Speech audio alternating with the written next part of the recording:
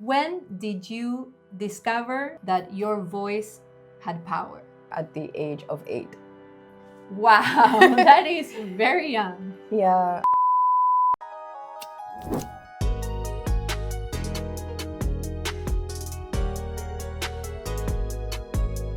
I had a horrible teacher that used to physically abuse me, and she used to lie about it, right? So that was a time when I used to love to sing, and I realized that I lost my voice to sing because I felt so alone because no one believed me that this teacher was doing that. I had some childhood friends and they introduced me to hip hop, and I just started to listen to it and I just started to relate to it, even though certain things on a lyrical level I couldn't get because I was too young.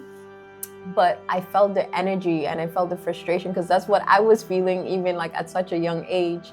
I started to realize that I myself can rap. And I also recognized the power of music as well because it was cathartic for me even at such a young age. That's amazing. So you took your voice back, Basically, that yeah. had been taken away. Yeah.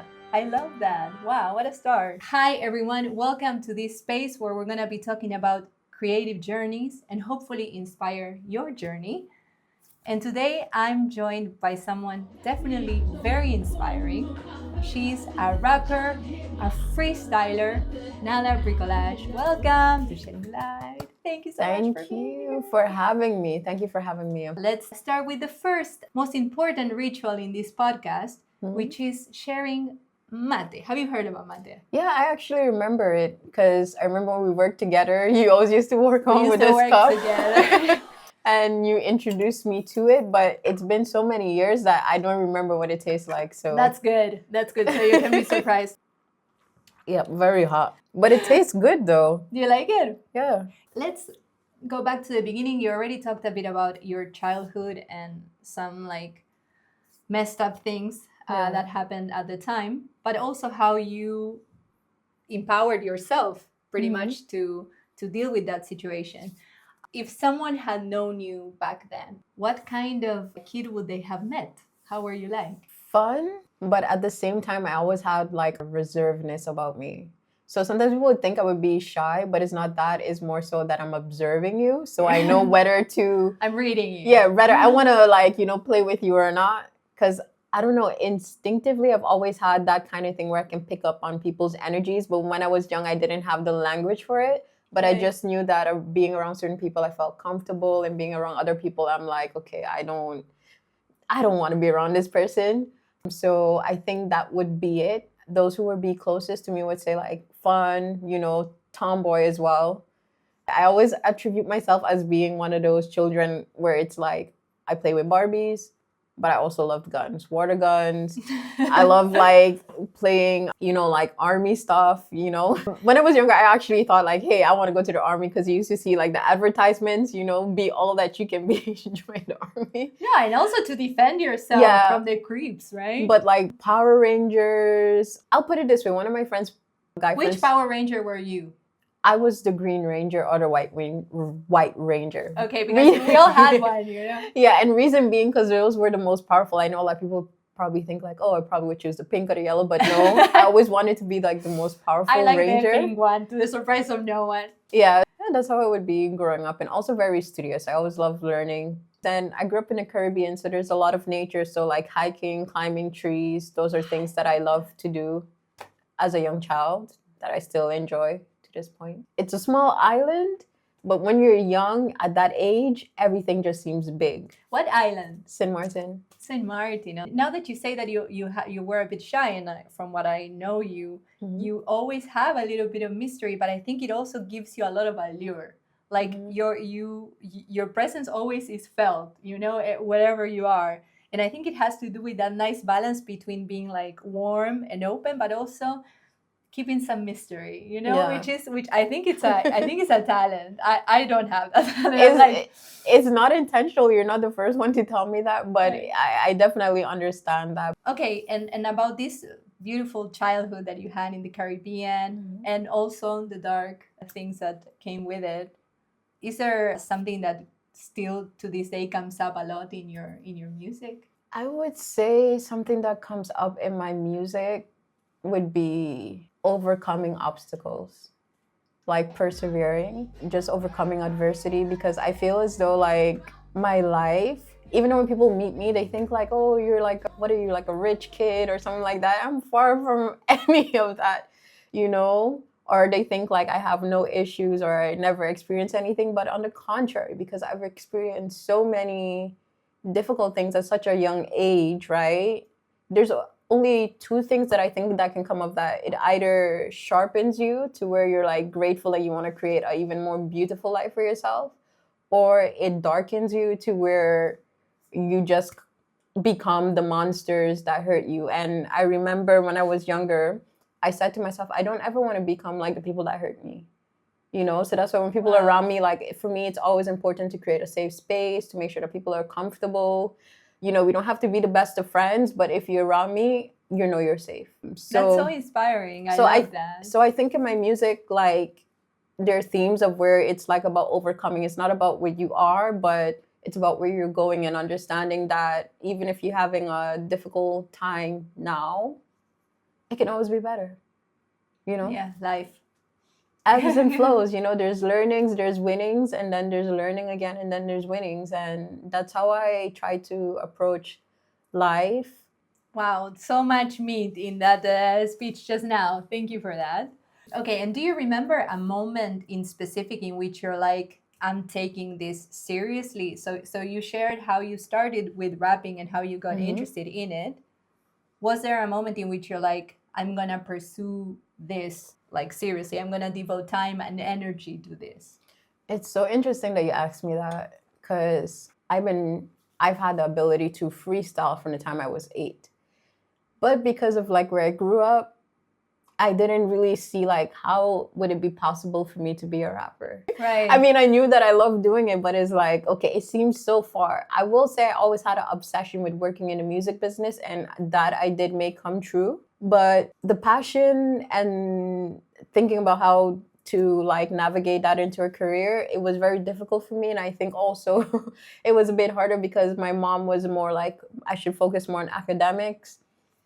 And then my grandmother would always be like, oh, you're creative, because my grandma was very creative and very with the flow, free spirit. There's always a cool grandma in the story. So it was always like mixed messaging. And then when I got older in high school, even my teachers would be like, oh, you can become a music teacher. I can see you becoming an artist. But then when I would go home and I tell my mom that, she would be like, yeah, but like that doesn't really pay. So in my mind, I was like, okay, financially, I didn't have the most stability. So I thought to myself, you know what? Let me go the academic route. Maybe there's a reason why I'm good at it, why it comes easy to me. But even while doing that, I would still be rapping, like even if it's just for myself. And then you fast forward to completing university, going to work, and then COVID happened. And around that time in 2020, I got let go from my job, and I was really hoping that they would have given me permanent. But it turned out to be a blessing in disguise. It's usually the case. Yeah, but I loved working there because there you had a lot of people that were also professionals but creatives, right? So there is when it started to click like, oh, wow, okay, the CEO was an artist at some point. People are like exchanging information. Like I was like, I'm feeling stuck. Like I'm doing everything right in the sense of career, but I feel unfulfilled in my creativity. And someone was like, you should read The Artist Way, you know? So it was about being around those. Have you read it? Yeah. I haven't completed it. I have to. I'm happy that's not your gift today. So no worries. But it was about being around that kind of energy where I saw people balancing career while still engaging with their creativity. And one time I went to an open mic and I rapped. And every time when I would go, people would be like, "Where can I hear your music?" And I'm like, "I don't have any music. These were all freestyle." They're like, "You just did that on the spot. You're amazing. You need to work on a project. You need to do an EP, a mixtape." And one time a guy asked me a particular question, because when he asked me that, where can I find your music? And I said, oh, I don't have anything. And he asked me why. So that is a good question. That was one that really stuck with me. He asked me why. And I was like, yeah, because it's like I work in a music business and I want to be perceived as professional. And I really don't know how to balance the two. And he's like, you can do both. It was just something about the way that he said it to me. It's like... And then he disappeared. He was an angel. You know? I tell you, like, I don't even know where the guy is anymore. But like, when he said it, always stuck with me. And like, baby steps after that. And also me getting let go from my job during COVID. I had some time at home and I was like, okay, I'll just dive into creativity. So I was painting. making music. And that same company that I was telling you about that I worked at, I made a friendship with someone, one of my colleagues, and we created this jar system. And he was like, okay, every week, every 2 weeks, you have to make a song. It doesn't matter if it's good or not, you just have to make a song. So I did that process I up love until that. like even after I left the company, and I had a lot of songs. And then I was like, shit, I can just do it, you know? I have them. I have the songs. I have the songs. Then I took 10 songs that I was like, oh, wow, these go together in a red line. It makes sense. And I was like, oh, wow, the project built itself. Like even for the cover art, that just came to be It one. was meant to be. I'm gonna steal this whole idea of the jar. I think that's fantastic. Yeah. So it just came to be. And in that moment, I was like, yeah, I can do both. There's no reason why. And when I kind of think about it, like men do it all the time. Yeah, like life is passing by. When you look at big executives, a lot of them have like roles, whether they were like a rapper or this or that, but now they're like do business stuff. And I'm like, I can do the same thing. I mean, my academic, check. My resume. And you already have the insight of the industry. Like you're in a superb position. My resume as a professional, check. So no one can ever disqualify what I've done already just off of the basis like, oh, like now I want to be a rapper. It's like, no, it's in me. I didn't choose rap. Yeah. Rap chose me. So I'm just that. embracing it. And I'm like, yeah, I'm just rocking with it. You know, I just want to make a small observation about what you say. I feel like the COVID thing is super relevant on two fronts, and I relate to this a lot. On the one hand, being let go of your job also shows you that you're giving your life away and your energy and your vitality away to something that you're replaceable for, essentially. And the other thing is facing mortality in the way that we did. So this really is a cocktail, a perfect cocktail to empower you to seize your life. Yeah, and to pursue your dreams. I think I'm happy. I mean, it must have been horrible at the time, but I'm happy you went through that and it pushed you. You want to know, it wasn't even horrible. I loved it. Like I had 6 months of not working, and to tell you the truth, I was like, I need to figure out how moving forward to build financial literacy so I can have freedom of my time, because I was the most happiest. And now, like I explained to you, I recently quit my job like 2 months ago. So now I'm also in a space where I'm having time for myself, figuring stuff out, learning new things at my own pace, and I love it. I mean, ultimately, you know, sometime next year, maybe in the springtime, I'll start working somewhere else. But at least now I have a direction. I know what kind of job I want, and I want a job that not where it's like accommodating my life around the job, but the other way around. Preach. I love that. So bold and really like props for doing that. Yeah, that's so inspiring. Because it comes a point, and I think you probably even experience it or know people that experience it, but it's like you go through this trajectory, you're told like you go to school, you get your degrees, get a good job, and you're going to get paid well. In my experience, I feel as though for what I've studied and the amount of money they told me I should be getting every month, it's not reflected. That fantasy is not for our generation. Inflation, for sure. Inflation is way higher than salary increases. So to me, it's like, what's the point? What's the point of staying at a job? I'm not feeling like I can grow beyond what I know I'm capable of, because the opportunity is just on there. It's more so like, we love what you're doing great, keep doing what you're doing to keep the process moving. But it's not about like in return, like, oh, we see you doing great, like in what ways can we invest in you, or what are you interested in? So for me, it's like, I might as well go for what I want. Because it's like, if this is what the life is going to be like, why not seek something that is ideal and I know that I'm capable of? When I moved from where I lived on the island to come here, get my studies, I didn't want to be in environments that promoted me being mediocre. So that's such a life choice. You really want, if you want to make the most of it. I totally feel it. I mean, I have the same, obviously. Yeah, so I'm just like still figuring things out, but I feel in flow. You know, I feel like I'm doing things that make sense for me, and the right opportunity is either going to present itself or it's going to be an opportunity that I create for myself. Wow. So. I'm so happy you're sharing this with me. It's inspiring me a lot because you're making bold moves and you're making them from like a grounded place, which is amazing. Like, honestly, something that we all dream of doing, but you make it sound so easy and so like effortless. Always prepare yourself. Yeah, to, like don't do something crazy, guys. That's not what we're telling you. Yeah, we're not do. telling you to quit your job without having like some way to sustain yourself. If you can do it, like let's say if you have family or be parent, smart.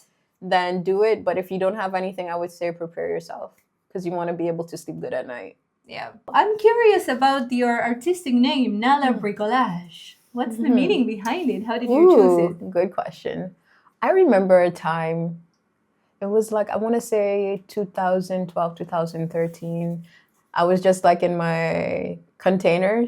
You know, like as students, some of us lived in the containers. I did a cool freestyle. And when I played it, in the freestyle, I said, I went from a fearless cub to a brave lioness. And for some reason that stood out to me. And I was like, I thought about Nala from the Lion King, you know, to go from to go from a cub to a lioness. And I was like, Nala, but something is missing. And there was a paper I was reading by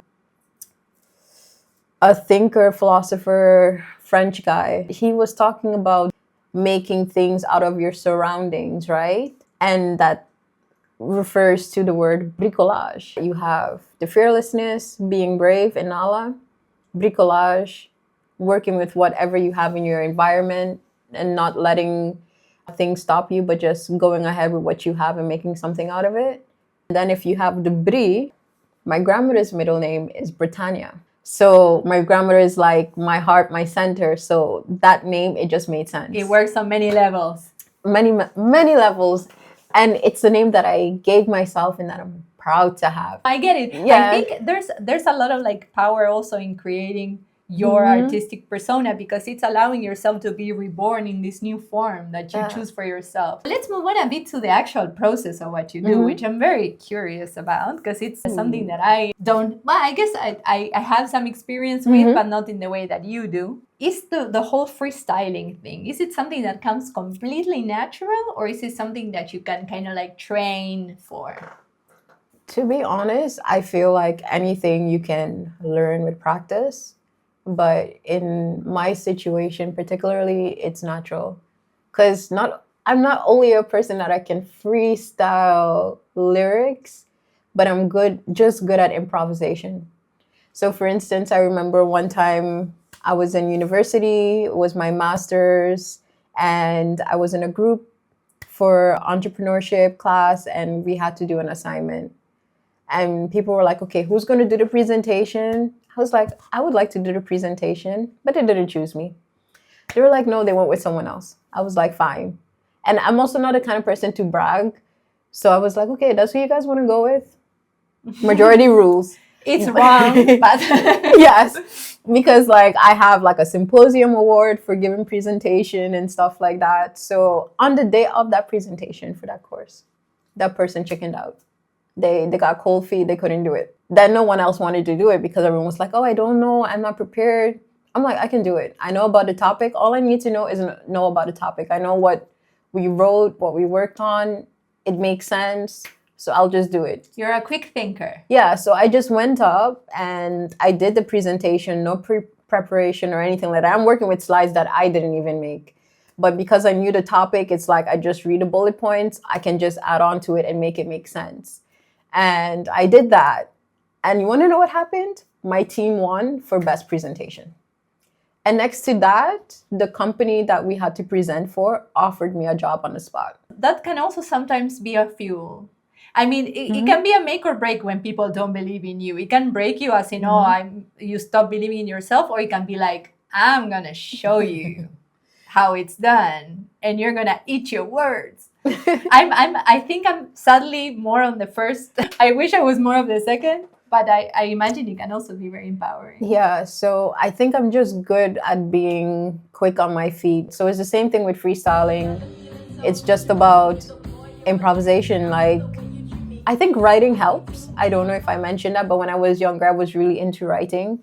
And back in my day, I started writing on a typewriter. So not even the digital ones, but the ones like with the ink. That's such a mood, you know, right? Yeah. Typewriter, I love it. Because my mom had one, and I was always fascinated when I was younger, like about like 4 or 5, I would just go on a typewriter. And I still remember You have to be intentional in a typewriter. Yeah, you have to be intentional. So you have to know like what your beginning, your mid, and end is. And I think because I've had enough time practicing on a typewriter that I know that it's not like a computer where you can just backspace and delete. I understood like, okay, I have to think about what I want in the order. So something in the brain happened. Wow. Where I think the networks are just there to where my brain can just go with the flow. That is amazing. That makes total sense. So yeah, so from a very young age, you kind of develop this skill to kind of like structure things in your head before you put them out, and that informed freestyling. So we talked about before about the fact that you worked in the industry, so you know the ins and outs of the music industry. Is there something that you learned, aside from it being bureaucratic and more of an office job than a concert everyday kind of job? Is there something that you discovered about the industry that you think people might not know and surprised you? Yeah.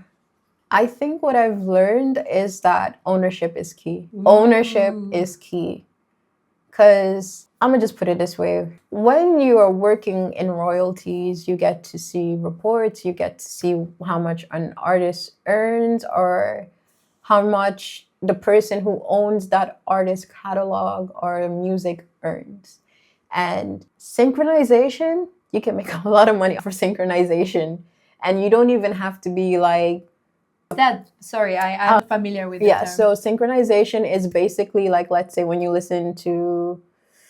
when you watch a movie or something on Netflix, you hear the music playing in the background, that's synchronization. So let's say I have a movie and I'm like, hey, Lucy, I love your song. I think it goes well with this scene. We're going to put it in this scene. Wish. But if you own your music, you can have those opportunities. Now, as an independent artist, it might be more difficult.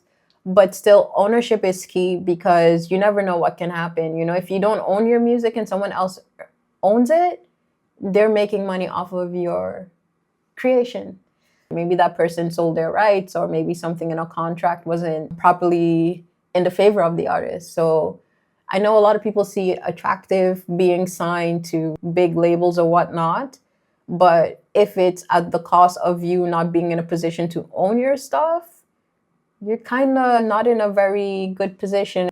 Yeah, take your music seriously, in other words. And I think the whole ownership thing has been coming up a lot, of course, with the famous case of Taylor Swift. And now I think Dua Lipa also bought her entire catalog. So I think we're hearing more and more about this ownership. It's interesting that you also bring it up.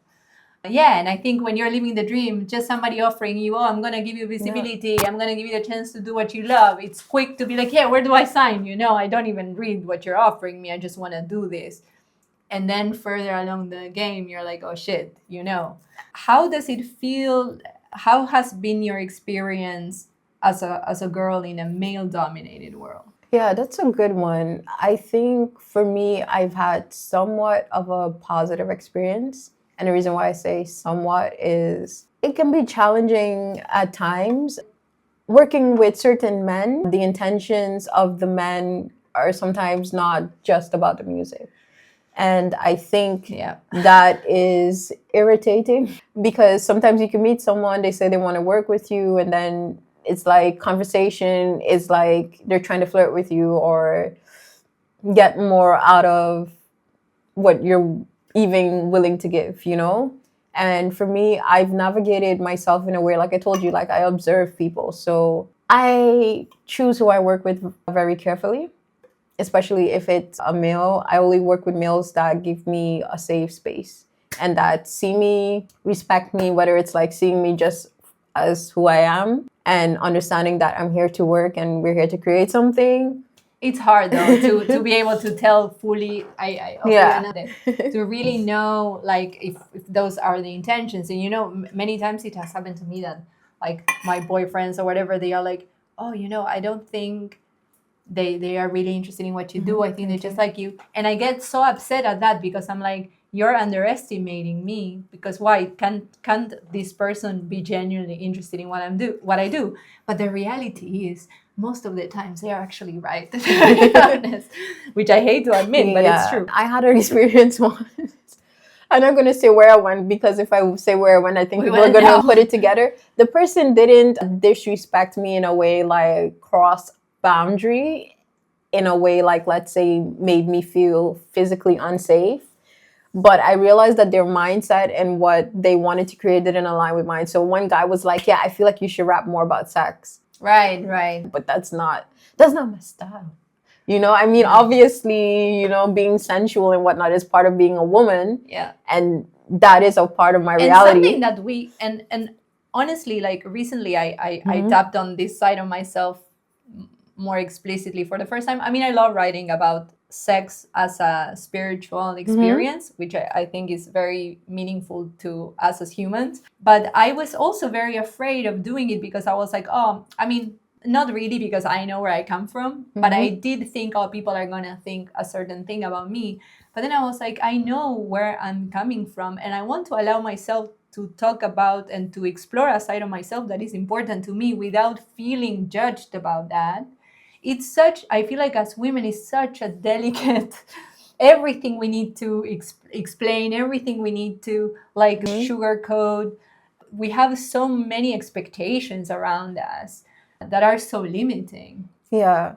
And how about being taken serious, talking about that, being taken serious as a female rapper? I think, at least in my case, you get underestimated when people see you. Like, they just judge you based off of what you look like. But I'm a person, I'm confident. So I can tell when someone is like sizing me up or not taking me serious. But that doesn't intimidate me because I'm so well seated in my shoes and I know what I'm capable of, that I'm just gonna do what I'm supposed to do. Is like, I don't care. I don't care what you think. When you close your eyes and you imagine the perfect moment that would be at the cusp of everything you've been working on and of your talent and of your deepest desires, how does that moment look like? I really want to help others and let them see the best versions of themselves, even if they might have difficulty because they're more focused on the reality of where they are right now. I think that's actually my calling more so. I think my purpose in life, like, is to live life to the fullest, of course. But I think I'm here to help other people that are specifically in creatives to see the best version of them, see the best versions of themselves, and to see that what they truly desire is possible. I think honestly you're already doing that, hopefully through this conversation, and you're definitely doing that with me. I feel very inspired by you. I'm inspired by you as well, no cap. Like, seriously. For all the people out there that is wanting to maybe pursue rap specifically or freestyle or any creative pursuit, what advice would you give them? I always like closing with this question. I would always say, like, learn from the best, study the best, but always make things your own. I think originality is going to get you way further than trying to be like someone else. Be original doesn't mean try to be different or weird for the sake of it. It means because I feel like there's also a lot of confusion about that. Like, oh, I really need to be totally different. So I think if you are yourself, if you're authentic, you are already unique. So that will shine through and you will be unique. So yeah, I think that's what I would like to add to that. I also like to finish with a little like random question from a card deck. Okay, let's go. Please pick a card. I'm gonna go with this one. Okay, so this card says, what kind of things might you get up to in a properly meaningful relationship? What constitutes a meaningful relationship, I guess, is what they're trying to ask. I'm in a relationship right now, and for me, it's the relationship.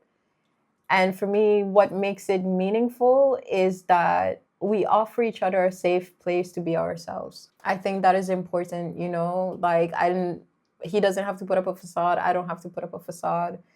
We are just ourselves. And in that being ourselves, we love each other. You're gifting me your time, your wisdom.